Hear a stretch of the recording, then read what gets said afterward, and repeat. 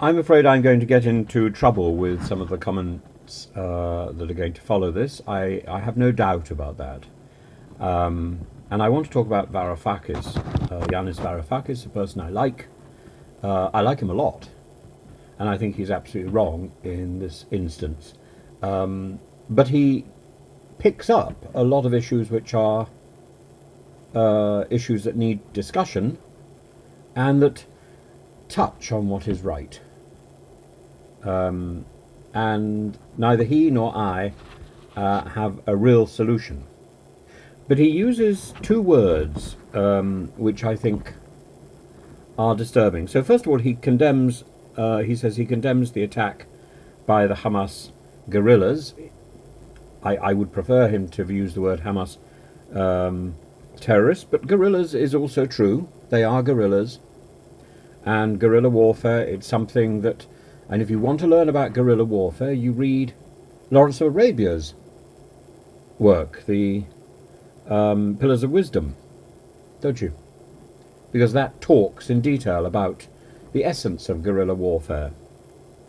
And he's quite right that Gaza has become an open-air prison. It's not quite as bad as it can sound. There's open spaces, there's grassed spaces, there's universities, and so on. But it is an open-air prison. It is a contained environment. But then he goes on to talk about the apartheid state. I have issues with that word, and we'll come to that. He says an apartheid state is always going to procure violence. People who are living under that sort of regime are going to die or rebel, and I agree with that conclusion. People who are living within that prison community are going to die or rebel or find some way of carrying on, but they're not going to thrive. And to expect people to live in that misery is appalling. Now, he then goes on and he says something which I think is rather brilliant and true. He says the criminals are not Hamas or the Israeli settlers, but us Europeans. Then he adds to Europe, the US, he could add the UK as well. It's all the global community that has turned a blind eye, that has kept its mouth shut while the Palestinians have suffered in Gaza. Now you could say, but it's their own fault they elected Hamas. It's their own fault they rejected the two-state solution. But there are times when we have to cut through the nonsense, and when we know that the state is run by thugs, we have to be even more proactive, even more determined to cut through that thuggishness. And the problem with our international response is we have a very limited set of responses, and we don't think outside the box, and the box is clearly there to see. It's called Gaza. I think Varoufakis is absolutely right that we need to wake up, we need to redeem ourselves as a global community, and we need to find a solution. Now, he says the solution is to deny apartheid. I don't believe apartheid exists, and that's really where we start to part company. Apartheid is about a racial segregation. We saw it in the south of America, we saw it in South Africa. And it's about defining people by race. And that doesn't work in Israel at all. That is not Israeli society, or even the society predicated on the division between Israel and Palestine. Because if you look at Israeli society, it's extraordinarily diverse. And there are Arab citizens of Israel. There are, of course, Arabs within Israel who don't have full Israeli citizenship. Arabs in the West Bank, areas of Jerusalem, who don't quite have, who were not part of the 1947 settlement, and so on. So there is a diversity of rank within the Arab society, but there are Arabs within the Israeli settlement and who are Israelis, full Israeli citizens with voting rights for the Knesset, with representation in the Knesset and so on. And that demonstrates absolutely that Israel is not an apartheid society. It's not defined people according to race. It's not defined people according to religion.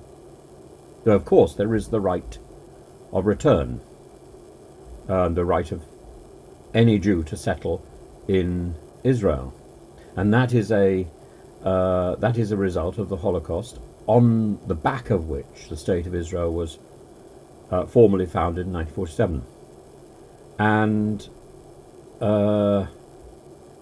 I think when you look at a state, when you say, it's not actually an apartheid, what is it? What defines Gaza? What makes it so difficult for people to move in and out of Gaza? Because it is possible to move in and out of Gaza, just not very easy, but it is possible.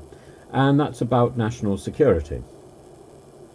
And so rather than accepting the limits of national security, the global community should have been enabling a solution, and instead we turned a blind eye. And at the same time, we've allowed an extremely right-wing and aggressive government promoting this sort of settler mentality in the West Bank and elsewhere, creeping colonialization to continue. And that is an issue. But when we come down to it, we're not going to solve the problem by bandying words and language which is fundamentally untrue. That isn't how you solve a problem. You don't solve a problem by using language which is false, or by being vague. You identify facts with truthful descriptions that everyone can agree. The moment you start playing around with words, you end up with misunderstandings and with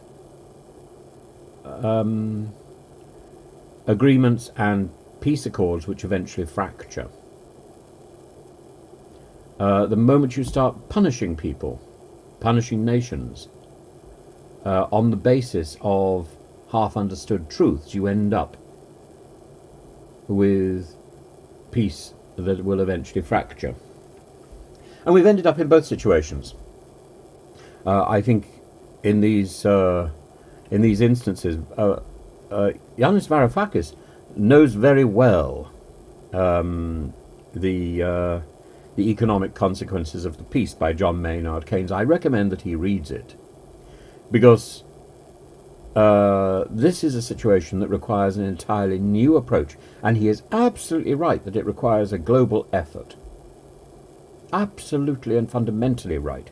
He is absolutely and fundamentally wrong in pandering to this sort of name-calling and absurdity to try and say, we've been here before. We have never been here before. This is not apartheid. This is something new. This is something unique. And to dismiss a problem as rich and as terrifying as the Israeli-Palestinian problem as something that is a repeat of other issues that we have faced in the past is to belittle that problem. And Varoufakis should know better. And he experienced something very similar to that when he took office in Greece. And maybe even there, he recognized that people were imposing solutions on Greece that had been tried elsewhere and that did not work because Greece was in a unique position. And he held out, and he resigned, and he caused a fuss because Greece was unique. And we should do the same thing here. Yes, it's a global responsibility. Yes, there are aspects of the Israeli position and the Israeli response which are unfortunate and actually reprehensible. And yes, the Hamas attack is an attack of terrorists, an invasion of a sovereign land. It's not a breakout from a prison. And more than that, to prove the point, it comes with murder, rape, abuse, extortion. And that continues. So we cannot pander to terrorism and say, oh yes, we accept that you're doing something which has been done in the past.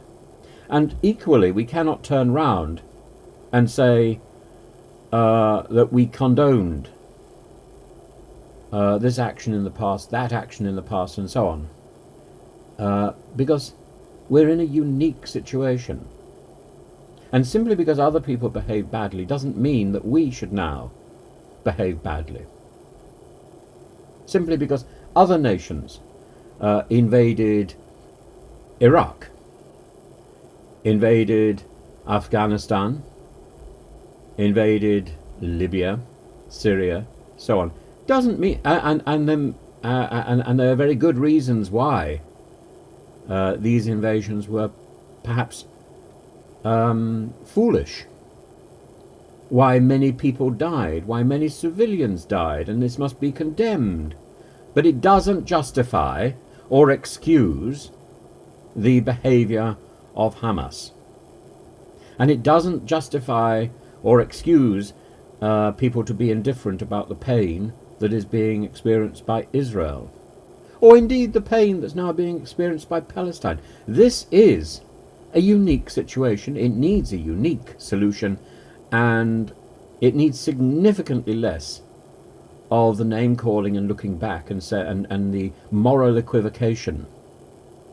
That same moral equivocation, by the way, we saw for week after week from the Pratt, Lavrov, and the toads who surround him, Peskov and co., trying to say, oh, but you know, you did the same thing in the West. You did the same thing in Kosovo. You did the same thing in Libya. You did the same thing in Iraq. It does not excuse. So if we made mistakes in the past, we learn from those mistakes. We recognize those mistakes. We recognize that individual civilians died because of our stupidity, and we make sure that doesn't happen again. It doesn't justify the action again. And that is why, for example, NATO reviews past actions and looks at them carefully, analyzes them carefully. My goodness, it's been going through the old Russian as well as the American invasion of Afghanistan and trying to work out what went wrong. What went wrong? Well, we can say what went wrong, of course, because we have hindsight. And then we learn from it. We make sure that doesn't happen again. It doesn't excuse the invasion of Ukraine because the West did something stupid. I'm not responsible for the West. I'm an individual observing. Things may have been done, quote, in my name, as somebody who happens to be from the UK, but I didn't sign the paper. And I disapprove of these actions. Doesn't mean they don't go on. But what we can say now today is those events in the past were wrong. We recognize they were wrong. We recognize civilians died by the score because of these errors, and we make sure that doesn't happen again. And yet Netanyahu's response is to target civilian buildings in Gaza and to tell people to leave when they've got nowhere to go. It's very, very worrying. And we think it's a matter of being on one side or the other. Or we think it's a matter of rallying through the streets of London and parading and fantasizing at a distance about how much we admire Hamas How can anybody be so utterly, utterly pig-headed or stupid as to be praising the actions of rapists and murderers and extortionists? If you don't stand up for them, they will come for you. If you don't stand up against them, they will come for you. That's what rapists and extortionists and murderers do, because they're on a sort of high, an evil high. We learn from our past mistakes, and we make sure that we are big enough to condemn what is bad and to try to get what is right done on a global scale. What is right at the moment is that we support Israel. And that means telling Israel what they should not be doing, as well as telling Israel that we are sympathetic to their plight. What they should not be doing is overreacting and responding to the Hamas brutality in a disproportionate way. And Varoufakis, I'm so pleased that he's spoken out, because his brain is bigger than the mine, certainly, and he is such a skilled thinker. But he is absolutely right. We've had years to sort out the Palestinian problem, and we have done nothing. We've hoped it would go away of its own. How can it go away of its own accord? How can it go away? We needed to put pressure on the problem, squeeze out the pus, and solve it once and for all, because at the moment, once the violence is over, what is the solution? There is still no solution. There is still no solution. And what we've got is a display of testosterone which nobody's interested in seeing. Nobody's interested in seeing, frankly. It's just embarrassing.